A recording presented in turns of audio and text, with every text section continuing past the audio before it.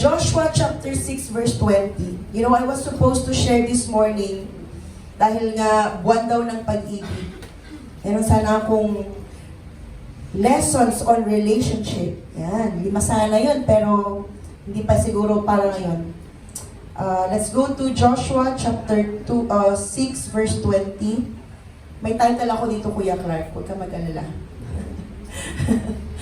Ang title natin dito ay Shards of Surrender. Yan. 6:20.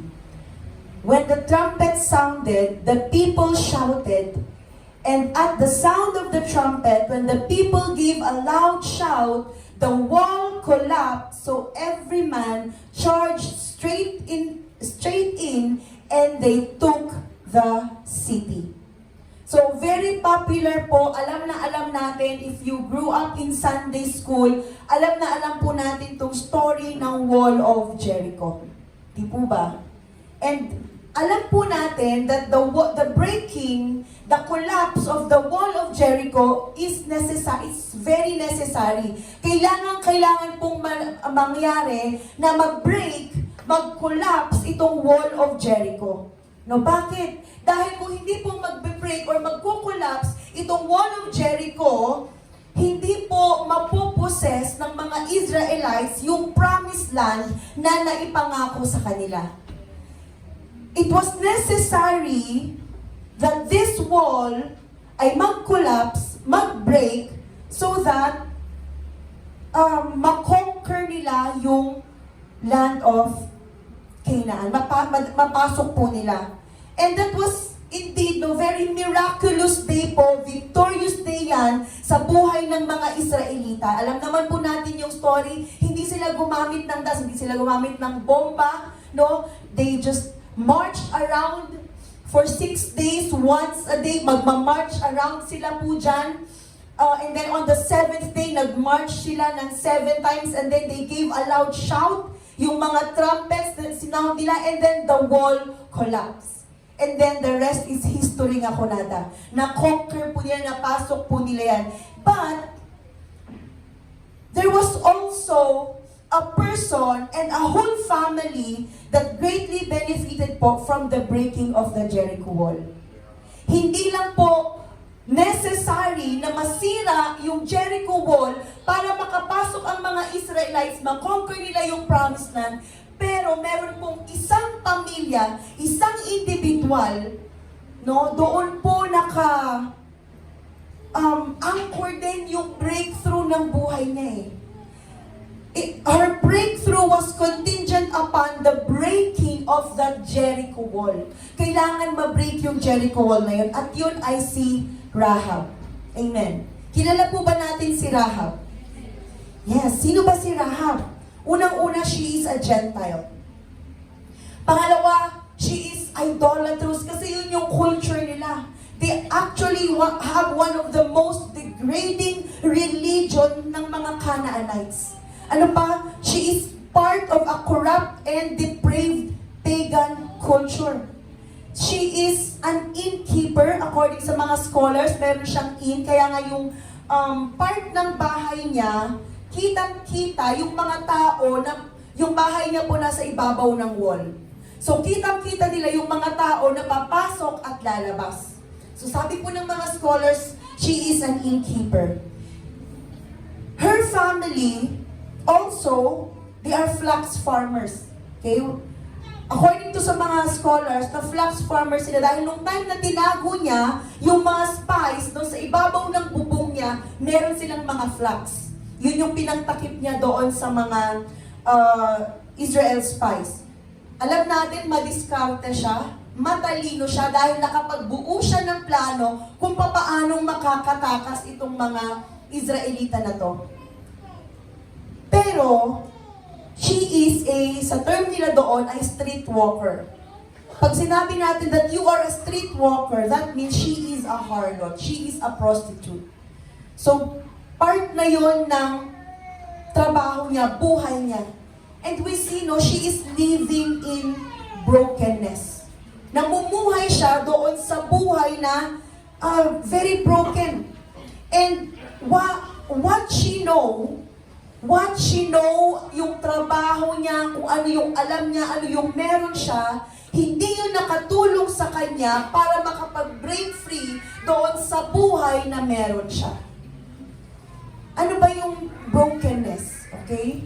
Pinaganda ko lang po yung title, pero since wala rin akong maisip, gaya ni Sir Mel, Brokenness to Breakthrough 2.0 rin po ito, Ate Hasmin. Okay, pero hindi pa talaga ito dapat i-share ko ngayong umaga. But anyway, ano ba yung brokenness? There's, ito po nakuha po namin doon sa, ano pa rin sa IDC. There are two kinds of brokenness. Meron tayong tinatawag na yung negative, and that is yung brokenness na woundedness. No? Yung sugatan po tayo, this is hopelessness. This is when life breaks you, life breaks you, and you don't bring your brokenness to God. So anong mangyayari? You are wounded. You are broken. Why? Because we are not bringing yung sugat natin sa Panginoon. There is another kind of brokenness, yung positive na brokenness, which is yung contrition or yung contriteness. Ito po, this is the kind of brokenness that is healthy and necessary sa buhay po natin. This is what God wants from us. Na yung heart natin will be contrite, will be broken sa harapan po, soft, pliable. Pag sinabi natin pliable, yung parang, ano yung nalaro ng mga bata? Clay na pwede mong i-mold. Okay? And over time, habang tumatagal po kasi, yung puso natin, it becomes resistant, it becomes defensive, and justifying. And it needs to humble itself before God. And yung contriteness po, it involves things that must change in our hearts. Pag sinabi natin, Lord, I need a broken heart. Lord, I need a contrite heart. Then, we are asking the Lord na baguhin yung inner lives natin, baguhin po yung puso natin, para ma-reorient po yung mga ways natin, na yung ways natin dati, papunta sa hindi tama, because we have a contrite heart, willing na magpakorek sa Panginoon, nare-reorient po yung puso natin. Contriteness is allowing the Holy Spirit to break us. Okay? Break you. Okay? You see your sin, you see your rebellion. Okay? Nakikita natin yung buhay natin, and then the Holy Spirit will break through doon sa sin, sa rebellion, or kung ano man yung mga bagay na nagpatigas po ng puso natin. Okay? And that is necessary. No, if we want to kung gusto po natin yung breakthrough ng buhay natin. And this is my prayer, that may we see our own brokenness and give this brokenness to God. Sana po makita natin na, Lord, meron pala akong ganito sa buhay ko. May brokenness pala ako sa heart ko, and I need to give this to you. The wrong kind of brokenness. Yung brokenness na sugatang puso na nagpatigas na pala sa puso ko, and I need to give this to you. Okay? We need to give God our brokenness so that He can break us. Amen. Yan. We need to give God our brokenness so that He can break. Parang ang paradox na parang mo, broken ka na nga, magpapabreak ka na naman. Di po ba? But, I want you to see this picture, na yung heart natin, because of the things that have happened to us, nangyari sa atin, ang dami nating bitterness, brokenness, trauma sa life natin, and the only way na makaka-break free po tayo is that we allow God to break our hearts.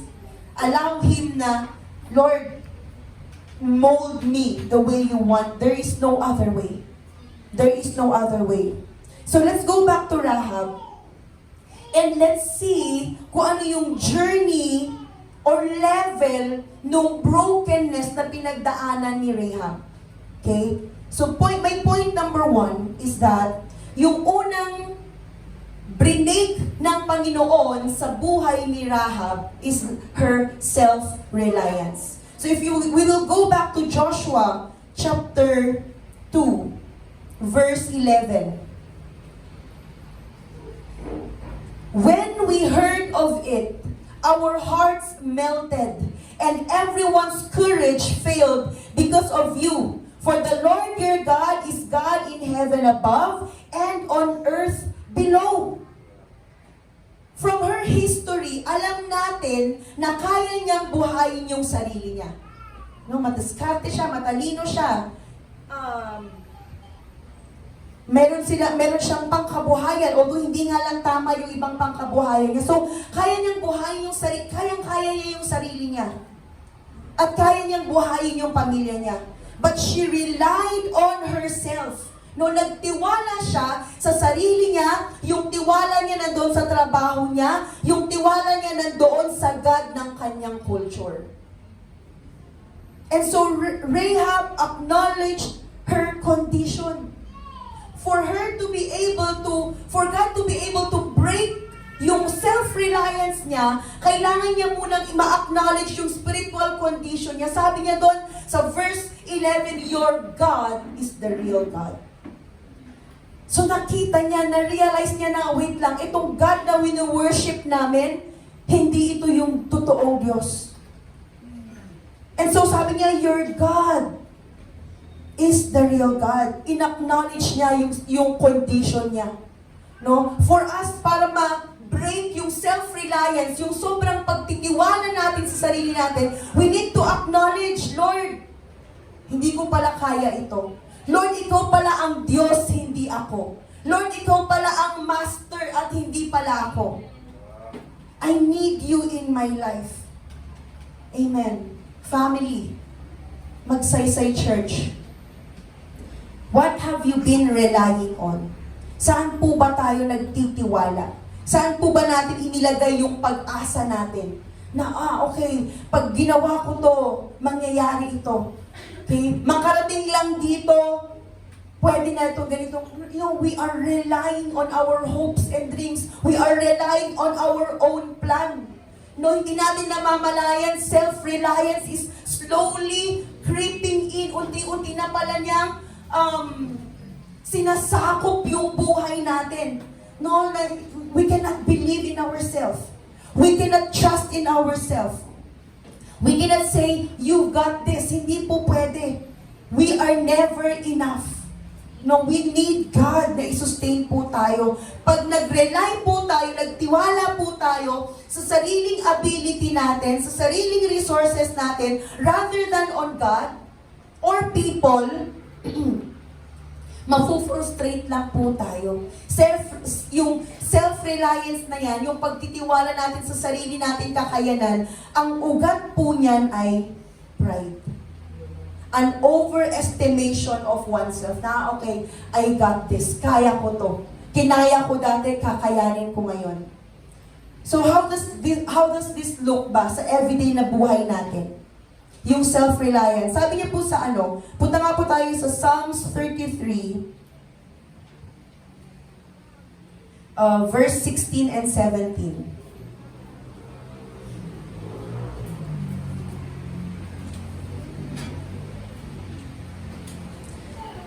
Sabi niya po dito, no king is saved by the size of his army, no warrior escapes by his great strength. A horse is a vain hope for deliverance. Despite all its great strength, it cannot save. But the eyes of the Lord, sabi niya po sa verse 18, are on those who fear Him, on those whose hope is in His unfailing love. Sabi niya po doon, walang king ang nasave ng size ng kanyang army. A horse is a vain hope for deliverance. Ano ba yung sinisimbolize ng hope, ng horse? Diba pag sinabi natin horse, makisig, strong, diba?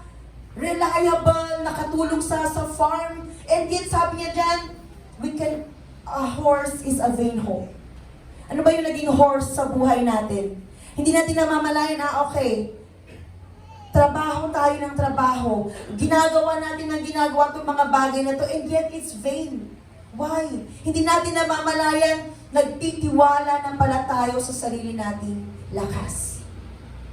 Kaya hindi natin namamalayan, we are trusting sa sarili na po natin in our strength. Kahit yung ministry natin, yung mga God-given responsibilities natin, hindi natin namamalayan, we are using yung sarili na pala nating lakas. I can raise my children. I've read this book and that book. I have attended this and that. Okay?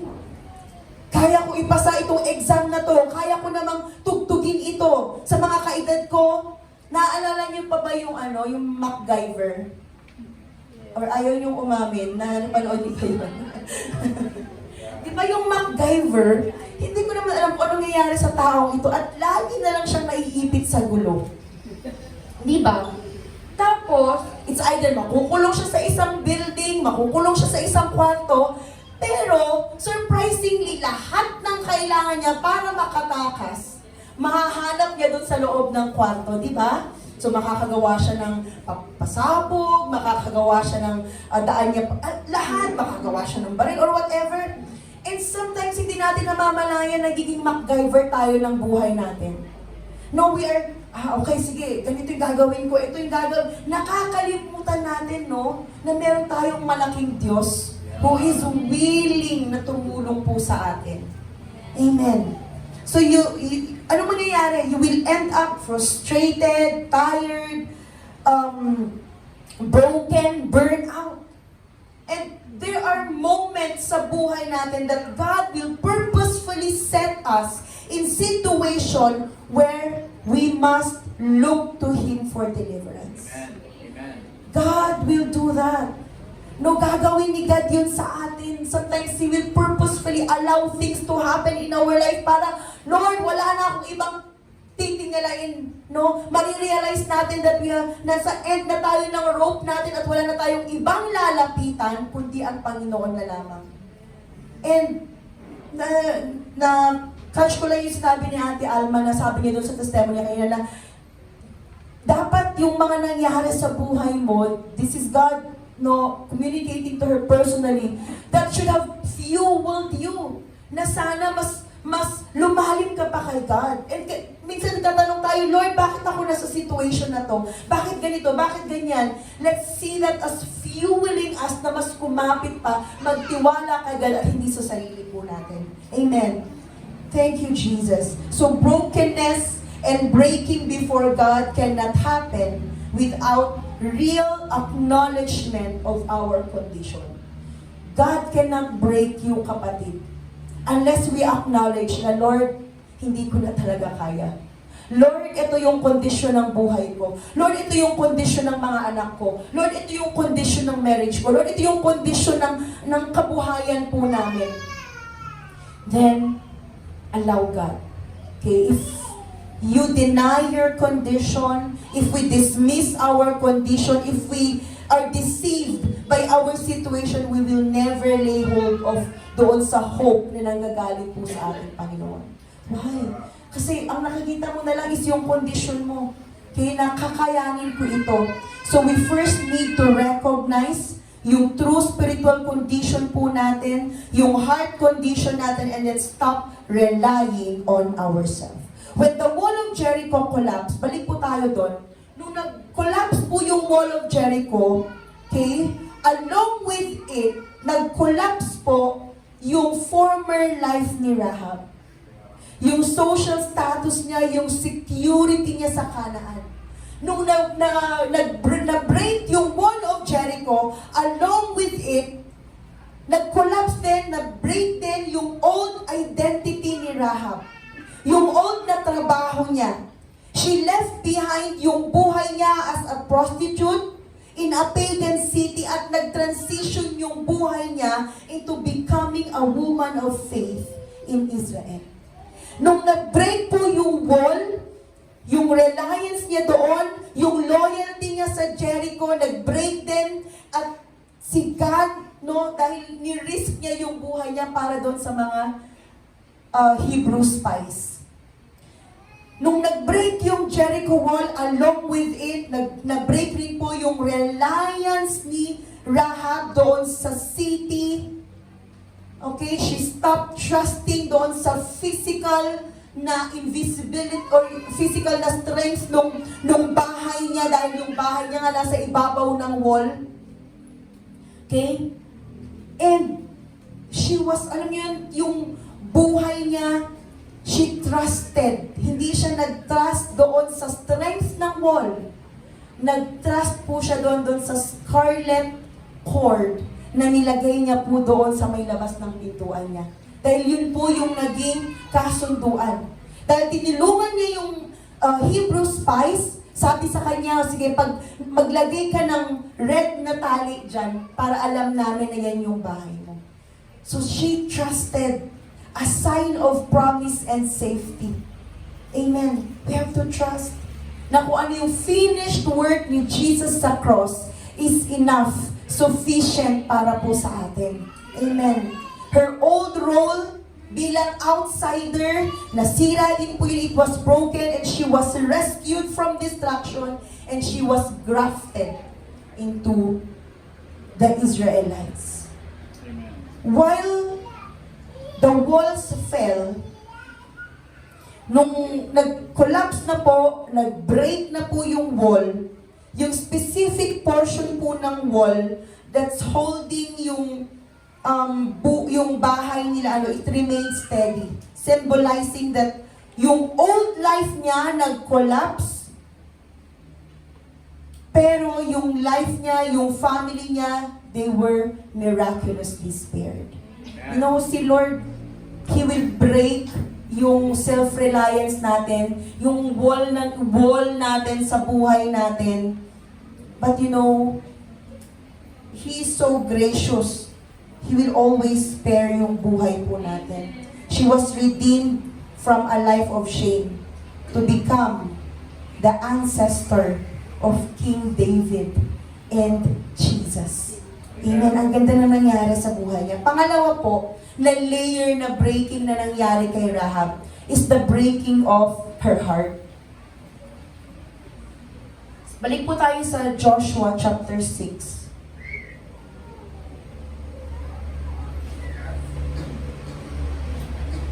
Sabi niya po doon sa verse 11 pa rin po, and when we heard of it, our hearts melted. Our hearts melted. Alam nyo, kung hindi to madali para kay Rahab, to see the wall collapse, na mabalitaan niya, malaman niya na magko-collapse yung wall, kasi nandun yung, all her life nandun na siya. Yung pangkabuhayan niya nandoon na. And may mga pagkakataon po sa buhay natin, no? Ang akala kasi natin, God break me, use me one time, big time, pero actually hindi po. May proseso po si God na ginagawa sa buhay natin. At pagkatapos na ma-break yung self-reliance, yung pagtitiwala sa sarili, kailangan din i-break ni God yung heart talaga natin. We have to be stripped of anything na nag-harden sa heart natin. Kailangan pong gawin ng Panginoon to sa buhay natin. This is necessary. Yung layers and layers and layers ng hurt sa heart natin, sa buhay natin, kailangan tong ma-strip off. It needs to be broken every time sa presensya ng ating Panginoon. So, we need the breaking of our heart. Hindi sapat na yung wall lang ang na-break down sa buhay natin. Outer lang yun eh. Meron pa mas deeper na kailangang gawin ang Diyos sa buhay natin. And I want to direct you to another woman in the Bible. And much like Rahab, isa rin po siyang streetwalker. Isa rin po siyang prostitute. Mababasa natin yan sa Mark chapter 14 verse 3 to 9. This is a very popular story as well. Hindi na po natin babasahin yung buong story. This is a very familiar story. Ito po yung babae, with a broken past, a broken heart, okay? Lumapit po siya sa paanan ni Jesus at she poured out an expensive oil at the feet of Jesus. No, pinur out niya yung expensive oil. This is pure spikenard. Pag sinabi natin spikenard, galing pa to isa siyang Himalayan plant, very costly, very essential oil. No, it costs 1 year of wages, sabi niya nga doon sa Bible. So, napaka-fragrant. So, pinur out niya yung oil na yan kay Jesus. Ginamit niya to anoint Jesus. And yung fragrance ng oil na yun, pinuno niya yung buong room. Imagine mo yung ganong klaseng bango. But, before that spikenard was poured and anointed to Jesus, at bago pa na-fill yung room ng spikenard na yan, first, the alabaster jar needs to be broken. Hindi yun maipo-pour out kung hindi mabubroken yung jar. Yung mga jar kasi during that time na ginagamit nila, maliit lang yun. Alam nyo, for the long, iniisip ko nun, ano kaya itsura nun, no? Buti na lang may mga Google na tayo ngayon. Nung panahon kasi po namin, nung nag-aaral kami sa Bible School, wala pong mga ganun, wala kami mga dictionary na may mga pictures, so thank God for Google. Okay, bless mo Lord kung sino man yung gumawa niyan. Okay. Maliit lang siya na jar, and normally, isisil nila yan ng wax. Okay? Para hindi matapon. So, she needs to break that para nang sa ganun ma-pour out niya kay Jesus. Okay? You know, anything in our heart, we cannot really be poured out for God's use if we are not willing to be broken by God. Hindi niya tayo magagamit fully doon sa potential natin at ma-pour out talaga natin yung buhay natin sa Kanya if we will not allow Him to break us. That oil was poured at the feet of Jesus. The fragrance filled the room. Usually, no, ginagamit yan as parang metaphors of worship. But you know, hindi natin ma-experience yung full joy of really honoring, worshiping God unless we are broken before Him. We need to be broken. Our hearts need to be broken. This woman surrendered her past, surrendered her pride, surrendered niya yung most cherished na belonging niya para kay God. Okay? And this makes me think of our own lives. Yung buhay po natin ngayon. What God has broken us free from. Saan ba tayo pinalaya ng ating Panginoon? God wants to use our lives. We have to believe that God has a destiny for you. You have to believe. May gagawin si God sa buhay mo. May destiny siya para sa'yo. And sometimes, nahihinder yun ng heart natin na tumigas na sa harapan ng Panginoon. And so, our heart needs to be broken. At kung babalik tayo kay Rahab, ano ba yung naging destiny niya? Diba? Yes, her heart was broken. Imagine mo your people, kailangan mong lumayo sa kanila, the life that you know, yung pangkabuhayan mo, the place where you grow in, nakaka-break ng heart yun, hindi ba? You know, hindi natin alam kung gaano rin katagal na nakaget over si Rahab during that time. Baka kung may pag-asa na yun, kinontak niya na si Sister Jessa. Noong time na yun. Hindi natin, that's very difficult to be removed sa lugar na alam mo. Pero kumapit siya doon sa promise. She believed doon sa God ng Israelites. At ano yung nangyari sa kanya? Yung destiny ng buhay niya. How was her life poured out? Naging anak lang naman niya. Sinong anak niya? Ha? Si Boaz. Naging anak lang naman niya si Boaz na napangasawa ng isa ring Gentile na sino? Si Ruth, na naging nanay ni Jesse, na naging tatay ni David. So see how her life was poured out, even if she went through that kind of brokenness, Lord, na-break yung heart niya, but then her life was poured out in such a way na kung babasahin natin yung genealogy ni Jesus, di ba? Kabilang ang buhay niya. So nakaka-amaze kung papaanong si God gagamitin yung buhay natin if we are willing to be broken sa harapan niya. Stop walking in your disappointment, in your darkness, and start walking doon sa destiny na hinanda na ng Panginoon sa buhay natin. Amen. Nangyari na yun in the past, yes, that's part of what shaped you, pero wag nating hayaan na apektuhan nun kung saan ka dadalhin ng Panginoon. Amen. Allow God to to change your heart. Okay, we can't do this alone. We need God. You have to understand na yung destiny ni God para po sa atin, okay, hindi po ito mangyayari unless we allow Him to break our hearts. It's hard to change.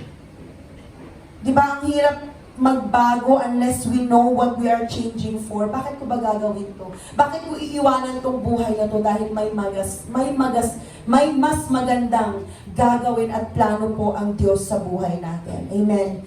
You have to understand yung destiny ni God para sa atin. Para saan ba to? It's for the glory of God. That we might be transformed in Him and fulfill God's destiny po sa buhay natin. Pangatlo at huli is that the breaking of self-will. Hindi po pwede na i-break lang ni God yung heart natin, pero yung self-will natin hindi mabe-break. Bakit? Kasi gagawin pa rin natin yung gusto natin eh. Diba? Babalik na naman tayo doon.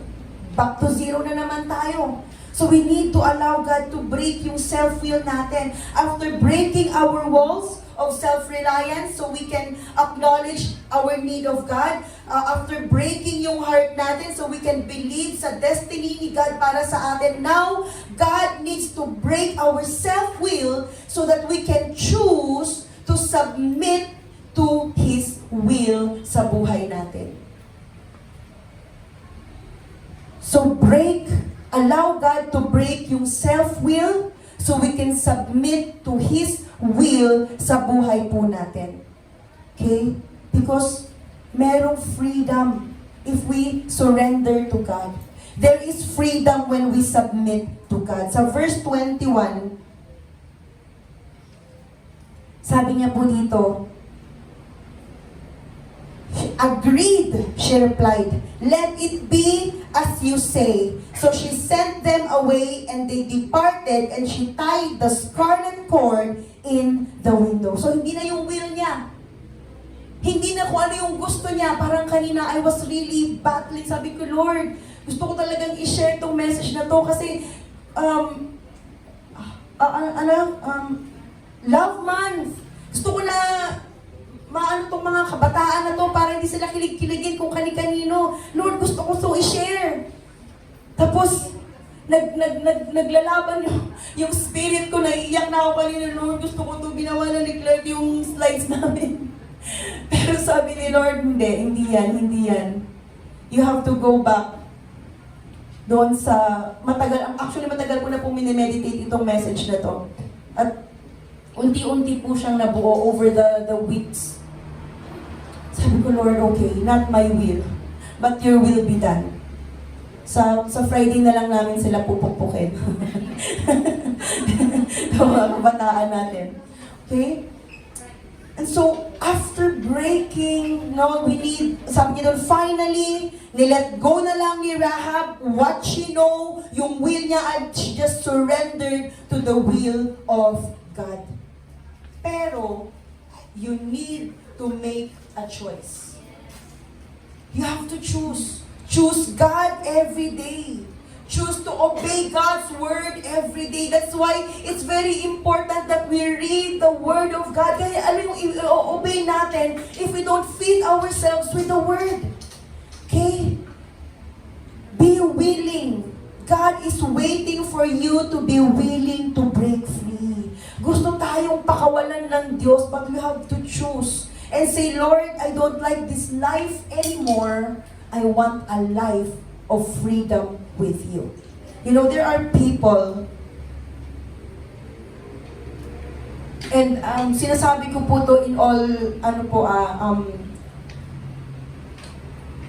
tawag dito, in all humility po. And there are people who doesn't want to break free from their woundedness or from what happened to them because it already became their identity. And somehow, dahil naging identity na po nila yon, doon po sila nakakahanap ng validation from other people. And it's so sad No? Nakakalungkot. And so we need to choose. You must want it. You have to choose and say, Lord, I want to be free. Okay? And we have to place ourselves in the will of God. People have a problem of the will. Kaya ang hirap natin maka-break free because we have a problem of the will. W-I-L-L. But today, ang tanong ko, will you choose God? Will you choose freedom? Will you walk in that freedom? Will you continue to walk, or will you continue to walk in the bondage that you are in? You have to choose. Okay, you have to choose. Surrender to the will of God. Amen. Let's go to Jeremiah chapter 18.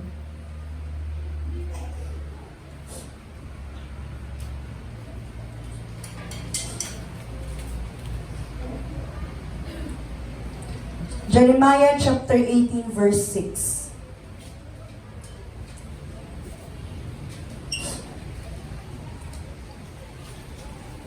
Sabi niya po dito, okay, umpisan ko na lang po sa verse 1. This is the word that came to Jeremiah from the Lord. Go down to the potter's house, and there I will give you my message. So I went down to the potter's house, and I saw him working at the wheel. But the pot he was shaping from the clay was marred in his hands. So the potter formed it into another pot, shaping it as seemed best to him. Then, verse 5. Then the word of the Lord came to me, O house of Israel, can I not do with you as this potter does, declares the Lord? Like the clay in the hand of the potter, you are in my hand, O house of Israel. For God to be able to work sa buhay po natin, para po mag-work si God sa buhay po natin, we need to be like a clay sa kamay ng isang potter. Nung nag-pastor po ako sa Santa Ilocos Sur, meron po akong opportunity na naka-visit sa isa sa mga pagawaan po ng pot sa vegan. And nakita namin kung paano talaga nila ginagawa. Alam niyo, ang pumipili po ng clay ay hindi po kung sino-sino. Yung potter mismo ang nagpipili ng clay dahil alam niya kung ano ang klase ng clay ang pwede pag gagawa siya ng ordinary na pot, anong klase ng clay ang kailangan kung gagawa siya ng mug, anong klase ng clay ang kailangan para gumawa siya ng porcelain or ceramic. So, alam ng clay kung anong klase yung clay, alam ng potter kung anong klase ng clay at kung ano yung pwede niyang gawin doon. And you know, our God, He is the potter. He knows our lives. Hindi natin pwedeng questionin, Lord, bakit ganito? Bakit sila nandun na? Bakit ako ganito? Bakit ganito yung, bakit ako pang ganito? Hindi, alam ni Lord eh. Siya yung potter at minomold niya tayo according sa kung ano yung purpose niya po sa buhay natin. Amen. So we have to submit doon po sa will ng potter. W-H-E-E-L. We have to surrender our will, W-I-L-L, and surrender to the will of the potter. Alam mo, doon tayo sa will niya. Kasi pag nandoon tayo, alam natin na tama yung pag-form niya sa atin. Okay? Tama yung kamay na nagfo-form sa buhay natin. No, alam niyo, bago pa niya ilagay yung clay dyan, pag pumili siya pipili ng clay ang potter, i-wedge niya pa yan, ininit niya, mamasahin. Do you feel like that in your life? Minsan, Lord, grabe naman na itong nangyayari sa buhay ko. Parang minamasa ako in so many different ways. And then, hindi niya lang po yan basta ilalagay sa will nga yung JP top, tas J na lang tan, hindi. It needs to be centered. So, kailangan nasa gitna siya ng wheel, nung potter's wheel. Or else, it will wobbly, Gagalaw ng gagalaw, magiging bangking, hindi magiging tama. No? So if we want our lives na maging pliable, ma-reach natin yung destiny ni God sa buhay natin, we have to make sure that we are in the center of God's will. Center of God's will sa buhay po natin. Amen. And then, ifo-form na niya po yan. Pero nakita natin dito, after pang i-form yan, i-ano pa yan, i-fire. Okay, twice pang i-fire, ilalagay sa oven. So if you're feeling the heat of the battle right now, isipin mo na lang, Lord, nasa oven mo na naman ako. Pinupurify mo ako, Lord. Siguro paglabas ko nito, napakaganda kong vase. Amen.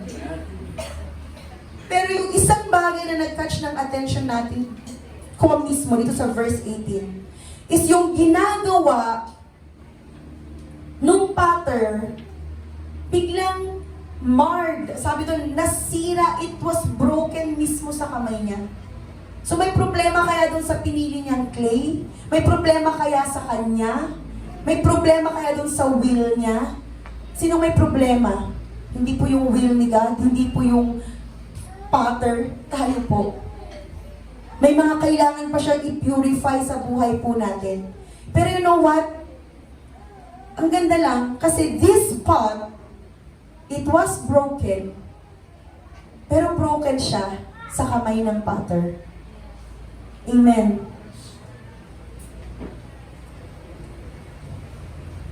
Kung meron ka mang lugar na kung saan pipiliin mo na maging broken, sa kamay na ng potter.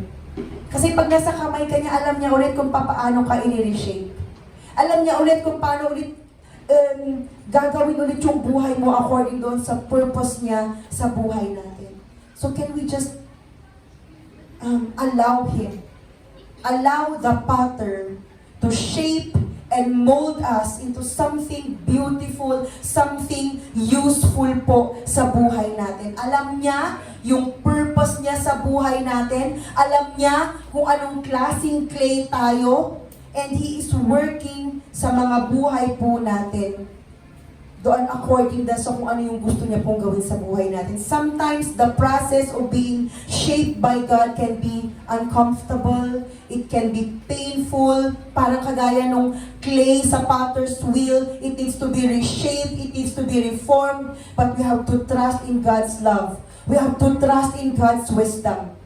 Na yung ginagawa niya po sa buhay natin is for our good and for His glory. Amen. So if you're like the clay who needs to be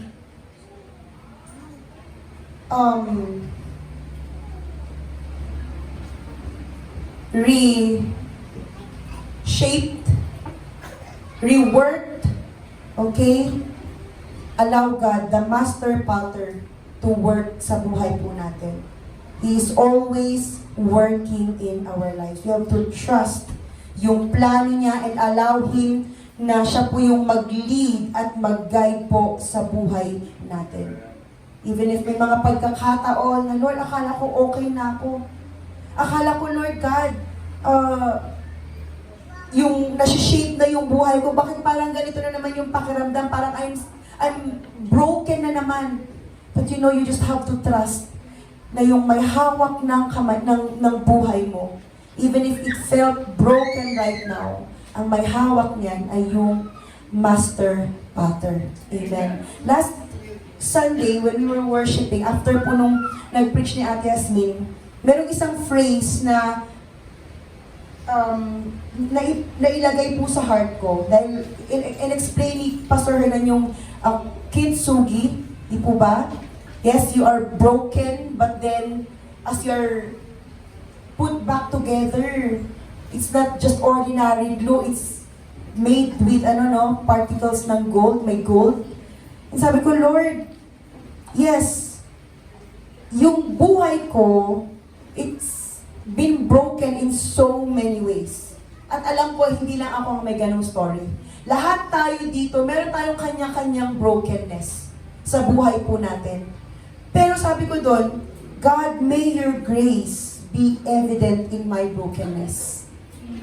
Na Lord, sana kahit makita ng mga tao na ito yung buhay mo dati, this is your brokenness, but then makikita nila yung traces of gold. They will see the traces of God's grace sa buhay po natin. That yes, sige Lord, break me in so many ways so that the trace of your grace, it will be evidence in my brokenness. Amen. Tayo nga po tayong lahat. Thank you, Jesus. Thank you, Lord. Alam ko po, napananti oras, but can we please have just 5 minutes po to respond to the Word of God this morning. No, lahat po ng bagay ginawa na ng Diyos. Kagaya po ng sinabi ko kanina, God always initiates. Siya po yung unang gumagawa ng contact para po mapalapit po sa atin. And so as we allow the Word of God to just minister to us this morning, thank you, Jesus.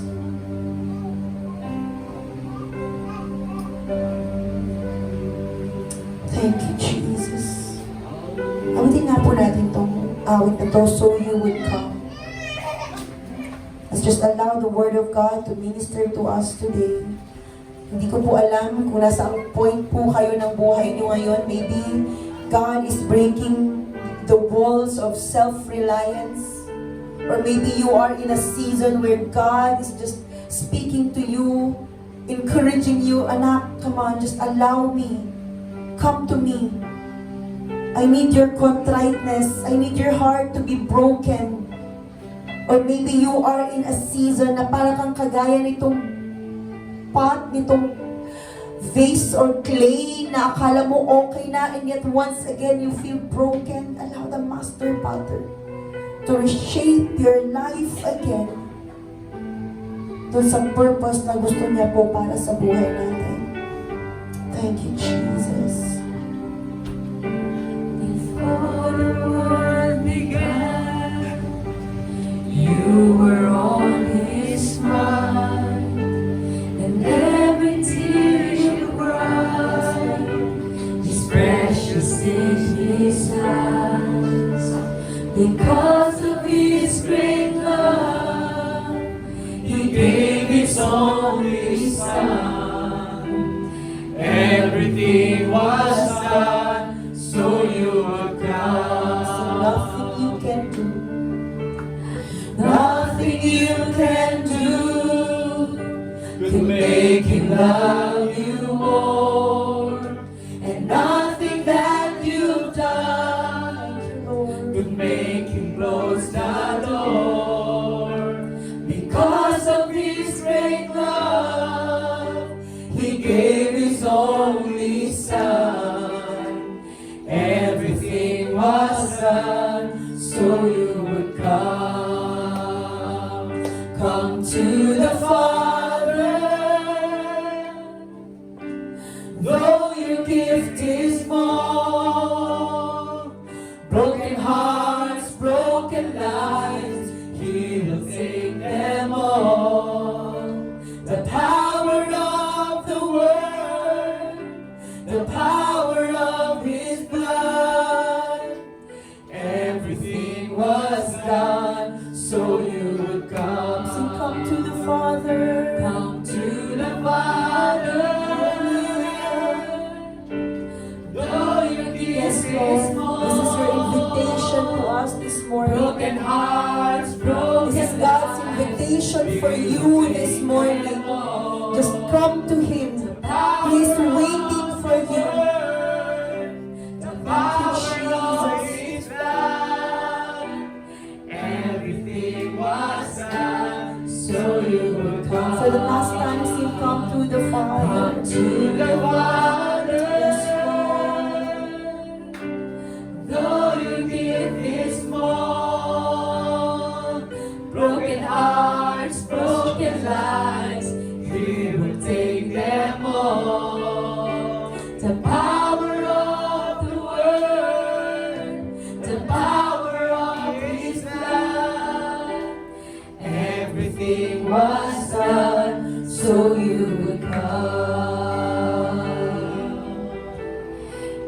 Everything was done so you would come. Yes, Jesus. Everything was done so you would come. Thank you, Lord. Can we just all raise up our hands? Hallelujah. Thank you, God. Father, we thank you for your word. Lord, hindi ko po alam kung para kanino ito. Maybe for some of us that is in this place. Maybe for those who are watching online. But Lord, you orchestrate your words, oh God, to be shared. Dahil gusto mo po, Panginoon, na may mabago at may mangyari po sa buhay ng bawat isa sa amin. Lord, I just want to intercede and pray for those who are going through broken season right now. Maybe the brokenness, Lord God, na nararanasan nila is because of past trauma, past na mga decisions, oh God, na hindi tama. But Lord, hindi mo na po tinitignan yun. At tinitignan mo po, oh Diyos, is yung willingness namin na lumapit sa iyo. That we will choose to say, Lord, I want to be free. Jesus, I want, Lord God, for you to work in my life. Thank you, Jesus. And if you are here and you want that for your life right now, then just say, Jesus, I cannot do this anymore. I surrender my life. Yung self-reliance ko, Lord, break my heart, break my will. Hindi na yung kagustuhan ko, Panginoon, kundi yung kagustuhan mo. Lord, I surrender my life in your will right now. And Lord, tulungan mo po ako na mamuhay ng naaayon sa iyong kalooban. Maraming salamat. You know, there's a mental picture right now. Parang isang puso po na nabalot na po. It looks like a stone. God is trying to chip away the hardness in your heart. Yes, yes. Pero alam niyo po yung nakikita ko ngayon, hindi po siya totally broken. Meron lang small piece doon sa matigas na bumalot sa puso na natanggal. Small piece lang. You know, if yan pa lang ang kaya mong i-surrender ngayon, it's okay. That's a start. Just continue to believe. Continue to choose every day na si Lord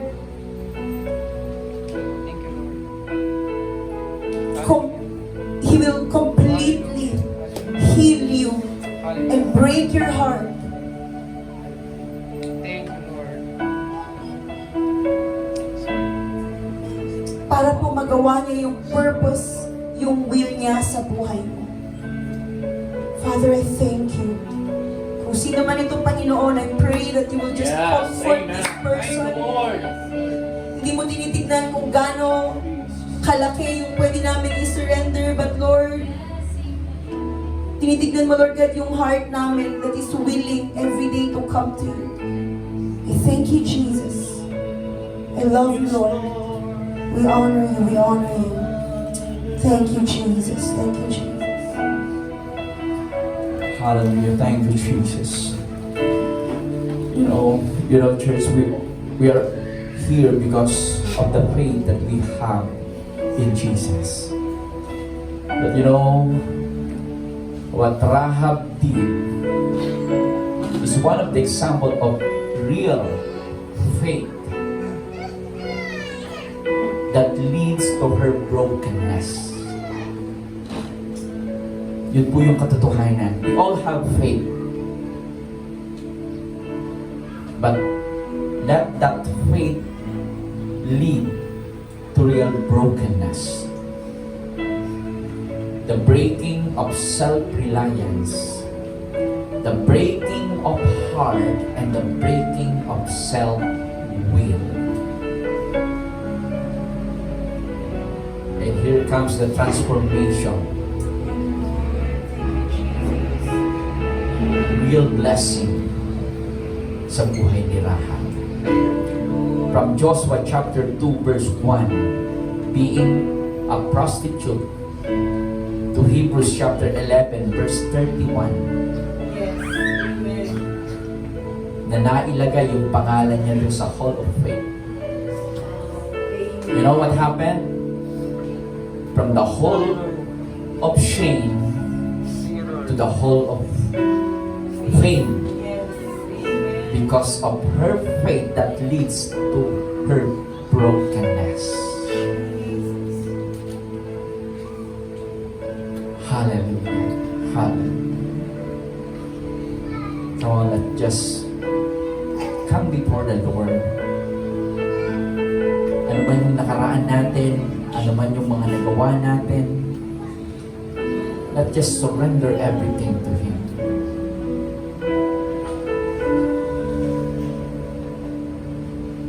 Yung desisyon na ginawa ni Rahab, it is not just an ordinary decision. Napaka-risky yung decision niya because it cost yung buhay niya at ang pamilya niya. But that's faith that leads to her brokenness. At ito yung nais ng Panginoong Diyos na makita sa atin. Yung puso na handang isuko sa Kanya ang lahat. Thank you, Jesus. Can you touch your neighbor and just say a word of prayer to him or to her? Pwede mong itouch yung katabi mo and speak a word of prayer.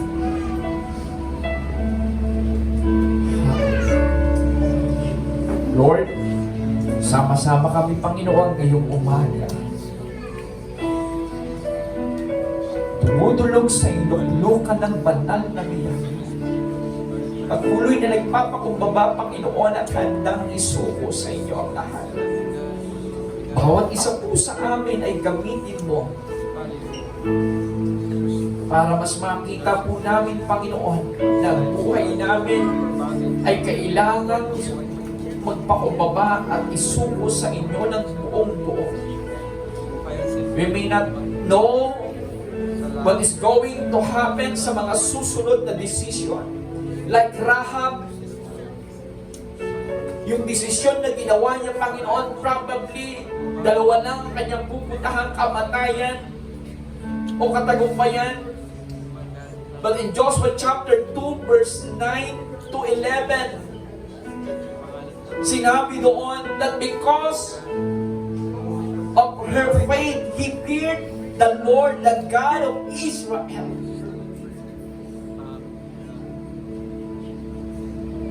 She made a decision na hindi niya ginawa sa buong buhay niya. Pero dahil sa pananampalataya niya sa Diyos ng Israel, first time na decision. At kung meron mang pinakamagandang decision na ginawa si Rahab, yan yung maniwala, manampalataya, isuko ng buong buo ang kanyang buhay sa Diyos ng Israel. And that is our prayer to each and every one. Na kung meron man tayong pinakamagandang desisyon na gagawin sa buhay nito o ginawa na, ay yun ang patuloy na pagsuko sa Panginoong Diyos.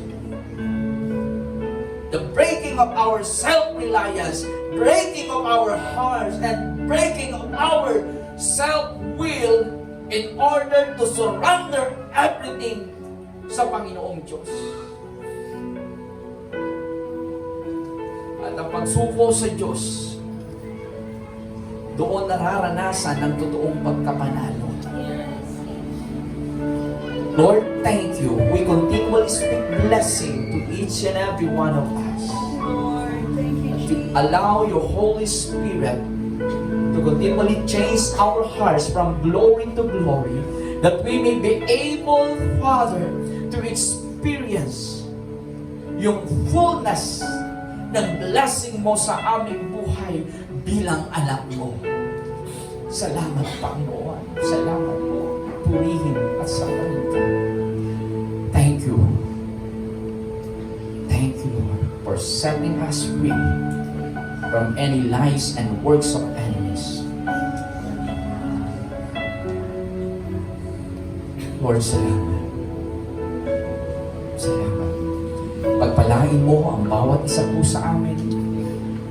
Whatever our prayers, Lord, patuloy po namin pinagkakatiwala ito sa inyong kamay. Ikaw po ang kumilos at gumawa ng katagumpayan. Ano man yung desire ng aming puso na naayon sa inyong kalooban, ikaw po ang gumawa ng katagumpayan. Pagpalain mo ang bawat isa sa amin, ang bawat pamilya na nire-represent po namin, maghari ang kapayapaan, kagalakan, at pagmamahalan, Panginoon. Maghari din ang kapakumbabaan bilang resulta ng pagiging broken sa inyong harapan. Lord, thank you. We come against any pride.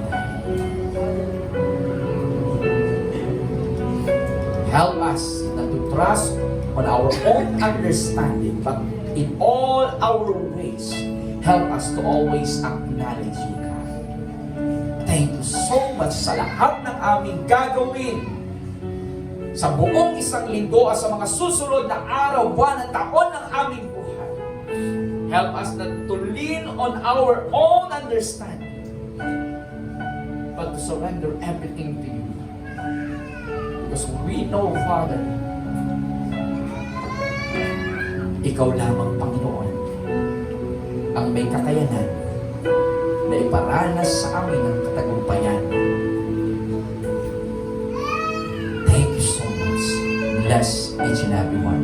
Bless every family. Thank you, Lord, for strength. Thank you for your servant na ginamit, Panginoon, ngayong umaga. Let your name be glorified sa kanyang buhay and continually enlarge your territory. You serve mightily. Thank you so much. Uuwi kami, Panginoon, sa aming mga tahanan. And as we continue to have our fellowship, Lord, patuloy kang mangusap sa aming mga puso. Salamat po ng marami. May the grace of our Lord Jesus Christ, the everlasting love of our Father, the never-ending communion and guidance of the Holy Spirit be each and every one of us. This we ask in the mighty name of our Lord Jesus Christ. Lahat ng nakaranas ng brokenness sa harap ng Panginoong Diyos, sumigaw nga ng malakas na Amen! Hallelujah! Amen! Praise God!